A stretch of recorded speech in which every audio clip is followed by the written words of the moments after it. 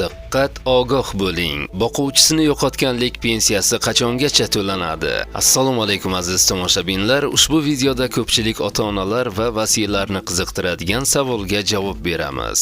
Farzandimga boquvchisini yo'qotganlik pensiyasi qachongacha to'lanadi? Bu juda muhim mavzu. Shuning uchun videoni oxirigacha ko'ring va albatta yaqinlaringizga ham ulashing. Aytgancha, xabarimiz boshqalarga ham tezda yetib borishligi uchun like va podpisatsiya tugmachalarini bosib qo'yishlikni unutmang.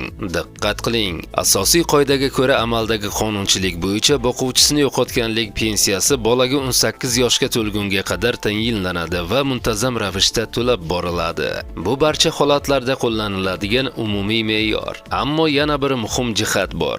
Agar bola o'qiyotgan bo'lsa, ya'ni u kollej, texnikum, litsey yoki oliy ta'lim muassasasida kunduzgi shaklda tahsil olayotgan bo'lsa, unda pensiya o'qish davri davomida uzaytiriladi. Biroq bu muddatda cheklanmagan degani emas. Qonunga ko'ra bunday holatda pensiya 23 yoshga to'lgunga qadar tayinlanishi mumkin. Ya'ni talabalar va o'quvchilar uchun qo'shimcha huquq beriladi. Bu imtiyozning maqsadi ota-onasidan ayrilgan yoshlarni qo'llab-quvvatlash, ularning ta'lim olish jarayonini yengillashtirish va moddiy qiyinchiliklar oldini olishdir. Agarda sizda shu mavzu bo'yicha qo'shimcha savollar bo'lsa yoki boshqa ijtimoiy to'lovlar haqida video tayyorlashimizni istasangiz, albatta izohlarda yozib qoldiring.